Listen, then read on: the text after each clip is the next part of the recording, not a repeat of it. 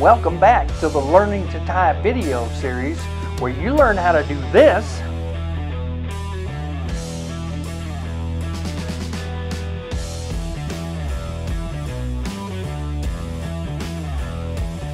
so you can get into a little more of this.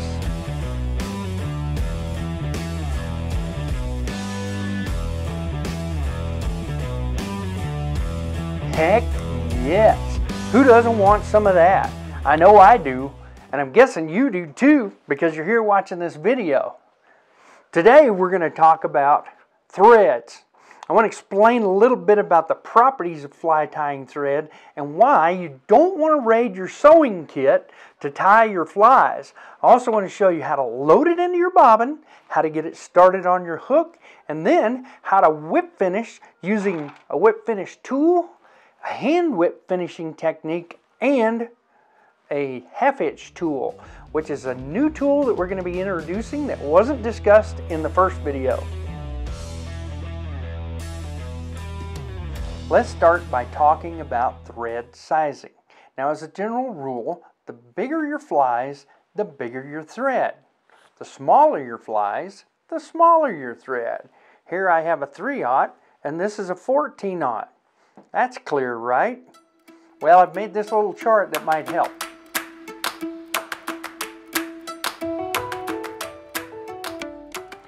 If you're new to fly tying, you're probably looking at that thinking, I see the numbers, but I don't know what they mean.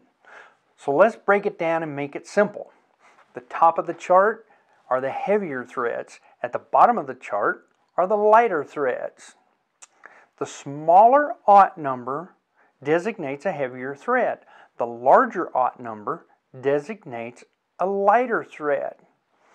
The larger D number designates a heavier thread, and the smaller D number designates a lighter thread.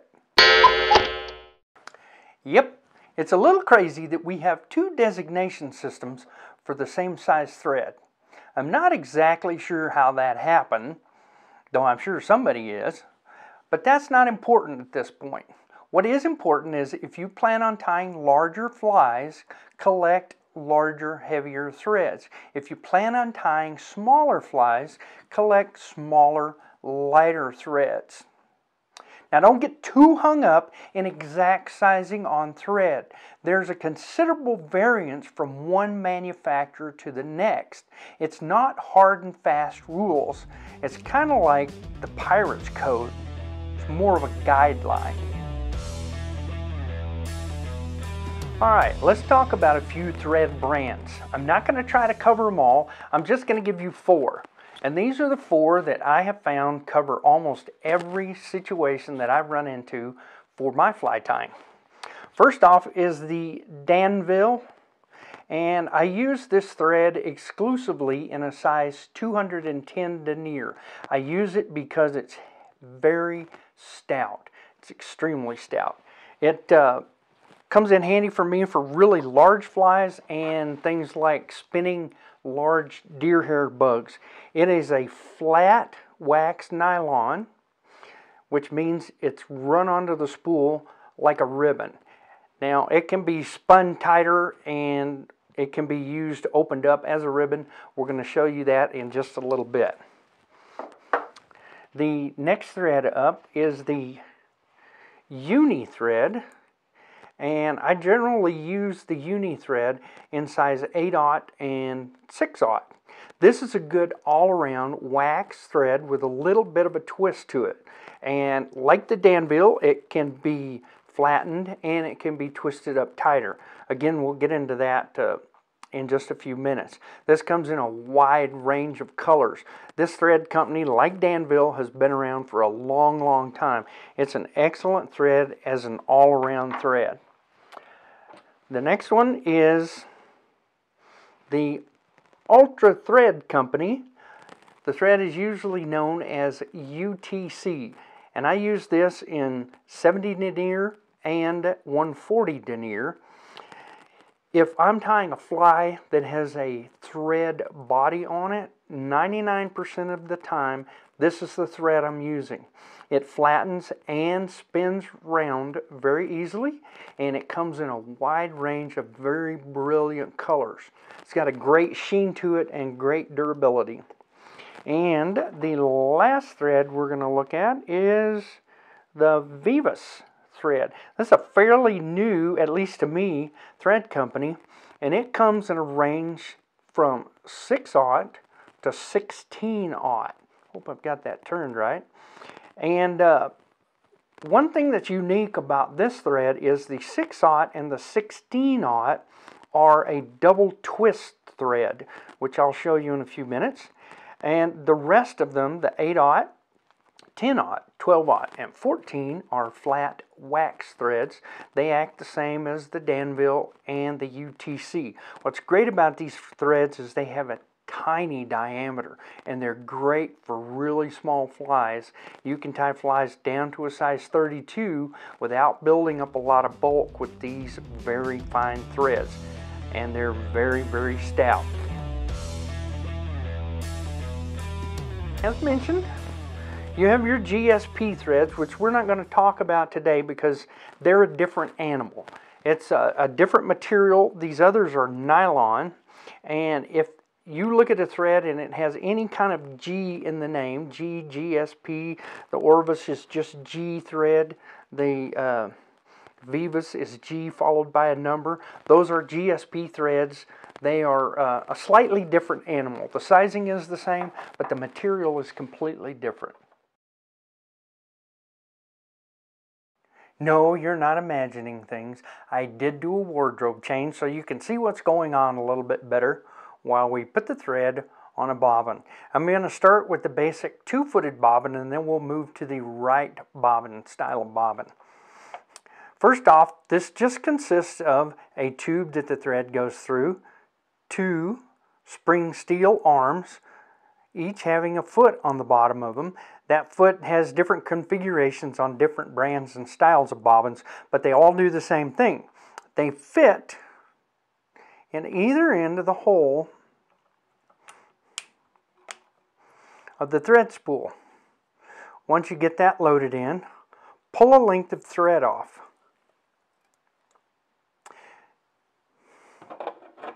Cut the end so it's nice and square, and then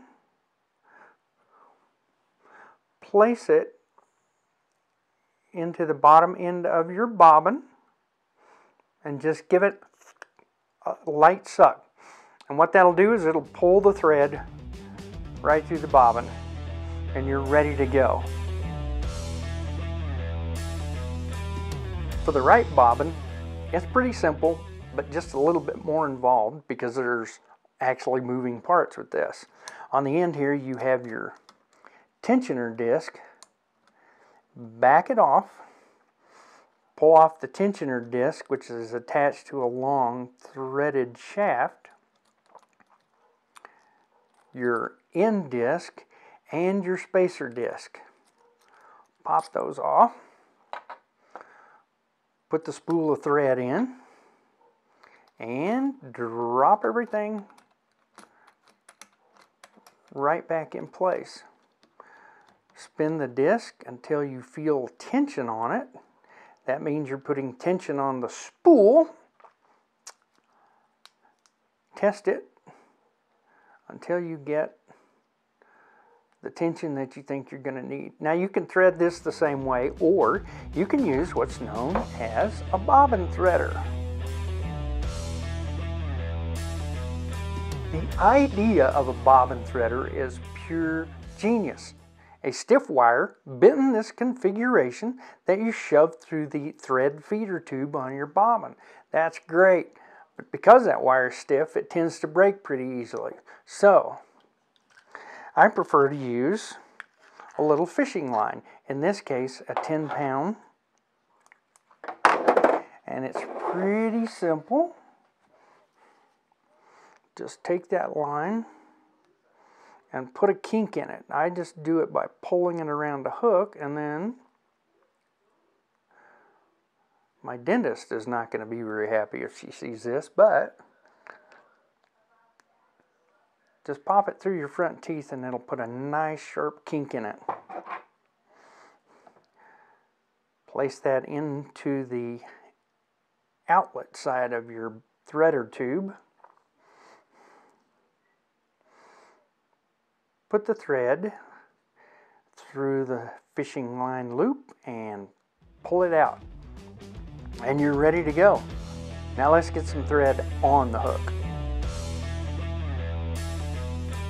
Okay, let's get cracking. But before we can put thread on a hook, we need to get a hook in the vise. And I want to make sure you're doing that securely and properly so that you don't chip the jaws on your vise. I see that comments about that all the time on social media, fly tying pages, somebody making comments about their jaws chipping. I had one vise, the Renzetti Traveler, that I used for nearly 30 years, never chipped the jaws because I was taught early on how to put the hook properly into my vise. Now first off, on this one I've got adjustment over here. You're going to have an adjustment of some kind unless you're using a Regal spring clamp style vise. Skip this section because it applies not to you. You want to make sure that your adjustment when your jaws are open as far as they will go lets the hook slide in freely to a point beyond where you're going to end up setting the hook. So I've got that set there. Now I want to put the hook in there a certain distance, a certain minimum distance, which is I want a space between this edge of my hook and the end of my jaws that is equal to the thickness of the wire of my hook. And that's going to vary with the size of hook that you put in there. But the thicker the hook, such as this big monster, the further you're going to want it in the jaws so that the jaws will hold it securely. You don't want it popping out when you're tying, especially if it's a tiny little hook, because those things find their way into the carpet and they very rarely get found until somebody steps on them. Again, this is a bigger hook, so I want a space from the end of my jaw to this edge of the hook that is equal to the thickness of this hook wire. That's going to keep me from chipping my jaws. It's going to keep me from the hook flying out while I'm working on the fly, because on a hook, fly this size, I'm going to be putting a lot of pressure with my thread because I'm probably going to have a bulky amount of materials on the fly. So make sure that hook is solid in there and that it's deep enough in that it's not going to fly out and it's not going to damage the jaws on the expensive fly tying vise you just bought. Alright, so let's get some thread started on the hook. Now to make sure you can see this clearly, I'm going to give this to you from two different views. First from the view you're looking at now, and then from my view looking towards the vise. All you need to do is place the thread on the back side of the hook that's away from you. Hold the tag end, which is what we call this, above the hook shank and the bobbin below. Now flip the positions of your hands. That makes a full turn around the hook. Now on the next turn around the hook with the bobbin, go over the first loop that you made. Now I'm exaggerating that right there so you can see it clearly. I've gone over that first loop. Now I'm going to just make 2 or 3 loops, and then as you can see, that thread is secured completely onto the hook. Very quickly, very easily. Not a problem. Now all you've got to do is clip the tag and you're ready to tie a fly. Let's look at that one more time from that side and then we'll do the other side. Thread behind the hook, tag end up, bobbin down. Flip the positions, go behind the tag end on the first loop with the bobbin, make 2 to 3 additional loops, and you are secured. Now with a lighter thread, you don't even need scissors to cut your tag end off. This is a 6/0 Uni Thread, and it's fairly light, so I can start my thread, give it a few turns, and then pop the thread straight upward against the wraps. Let me show you that again. Very simple. And this is for lighter threads.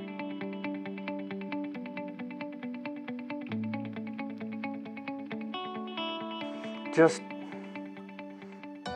get the thread started, pop straight upwards. Don't pull it forward, don't pull it back, straight up. Now from the tire side, I'm going to start with this 8/0 or 6/0 Uni thread. Thread behind the hook, switch, and rotate back. You can break the thread so you don't have to cut it. One more time with the small 8/0. And there you go. Now let's go to the bigger thread so you can see it a little bit better. Thread behind the hook, tag end up, bobbin down. Switch, tag end down, bobbin up. Make a wrap backwards, 2 or 3 more, and you're secure. Cut your tag in. Before we go any further, it's time for another Fly Tires public service announcement. This public service announcement is to let you know that fly tying is not complicated. As you saw by starting the thread on the hook, that's a very simple technique. It's one of the basic skills. That's all fly tying is a bunch of basic skills and techniques strung together, and that is what makes it seem complicated, learning all of those skills and learning when to put them together. Anybody can learn to tie flies and do it very effectively. It's just going to take a little time, a little patience, and a whole lot of practice.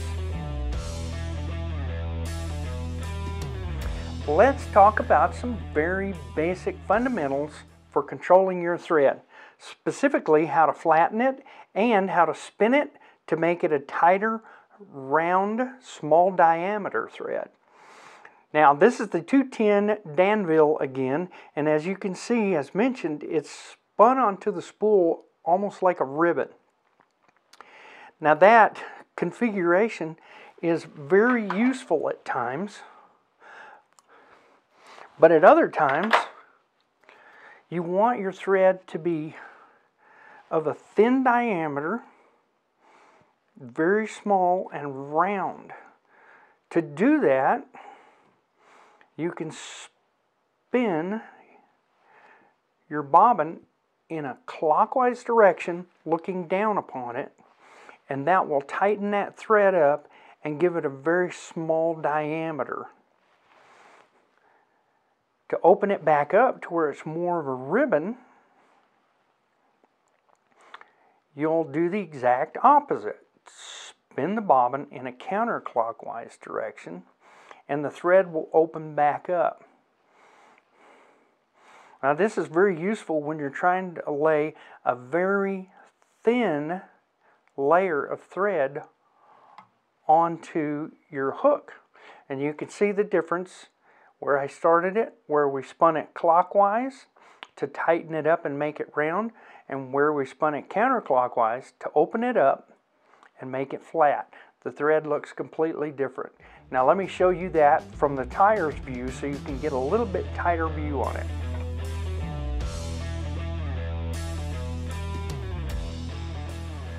Now that we're nice and tight on that, you can see that that thread is like a ribbon.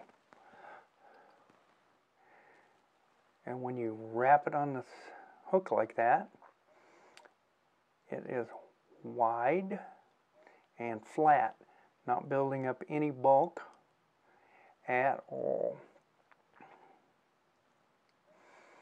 Now I'm just going to run that all the way to the back of the hook, and using a chartreuse 210 Danville thread. It's the same diameter, just a different color, so I can show you the contrast. Flip that black out of the way, and then I'm spinning that bobbin clockwise, looking down on it, and it's spun up nice and tight. And when I run it over that black thread, you can see clearly how thin, narrow, and round it is. Practice this, you'll be glad you did, because later on we're going to use it. And while you're practicing, it's good to have a razor blade nearby so you can quickly and easily just shave those threads off the hook and start your next practice step. Easy peasy.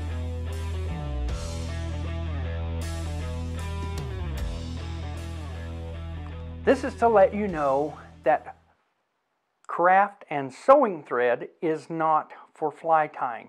As you saw in that last technique, fly tying thread has very specific properties. It is wound on the spool a specific way, it's manufactured a specific way that is not matched in sewing thread. Yes, you can use sewing thread and you will get results, but it'll be about as effective results as if you were using these to trim a size 24 midge fly. It's not going to be pretty. Don't be cheap. Buy fly tying thread. It's going to serve you much, much better and save you some headaches in the long run. I'm going to show you how to use a whip finisher. Again, I'm going to do it from two angles. The angle you're looking at and the angle that you will see when you actually start doing it. We're going to start with the whip finisher. Now, this is a very simple tool to use once you've practiced it a little bit. Since you're going to be using it right next to the eye, tying off your flies, I'm going to get it right next to the eye. And that's where you want to have it to practice. Now, your thread is going to rest in this hook and that little kink at the bottom. I'm pulling my thread up, and as I pull it up, I rotate so that I'm in this position, and you can see there's a little triangle there. Now on the what would be the base of that triangle, if we turn it up long ways up, I'm going to rotate that around the hook, then pop the bottom off and bring it down like that.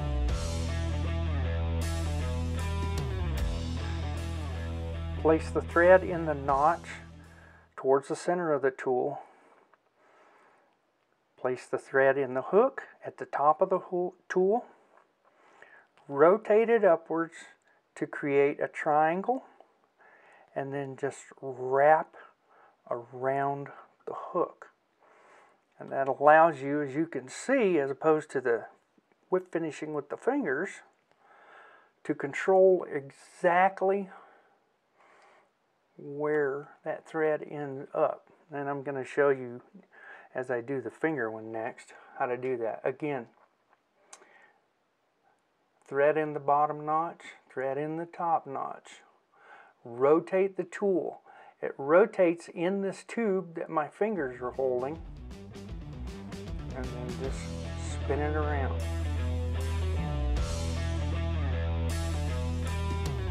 Now, you can do the same thing with your fingers.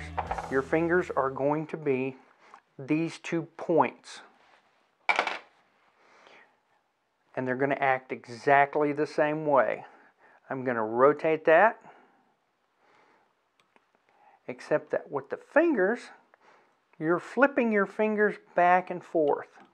Again, this is a technique that's going to take you a little time to get, but you want to be able to do this. You want to know how to do this for situations where Say I've got something bulky up here and I want to put a whip finish in the back. I can reach as far as my fingers will reach. I can do that with this technique.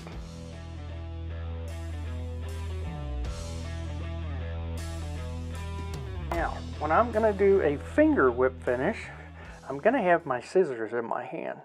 So what I'm going to do here is switch the scissor to my third finger, because I'm using my index and second finger. Do the whip finish, and then as you come around and finish,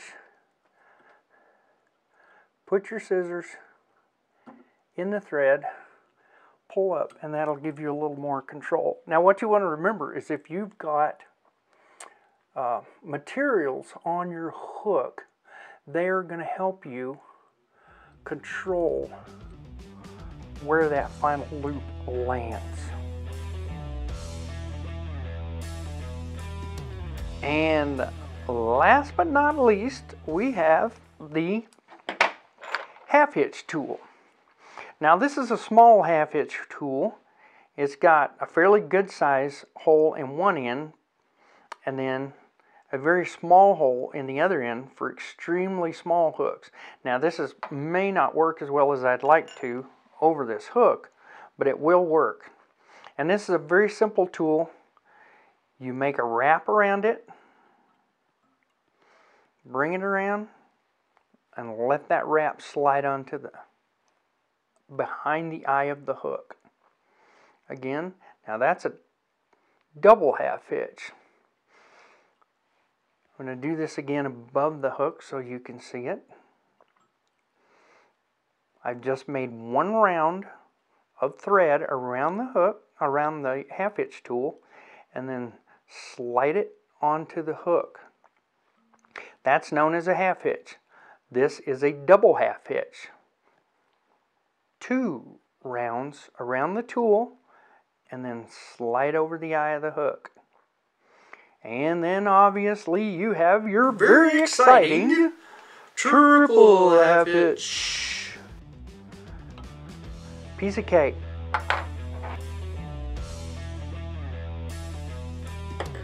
Let's take a look again at the half hitch tool. I'll bring my thread right up behind the eye of the hook. Place the tool on the thread and create a loop around the tool. I'm just going to show you that again. The single half hitch, the double half hitch, which is 2 loops, the exciting triple half hitch. I hope this video, a little bit longer than I intended it to be, has answered some questions for you about fly tying thread and how to handle it, and these 3 simple tools. Next up, we'll be talking about hooks. And then in the video after that, we're going to actually tie some flies.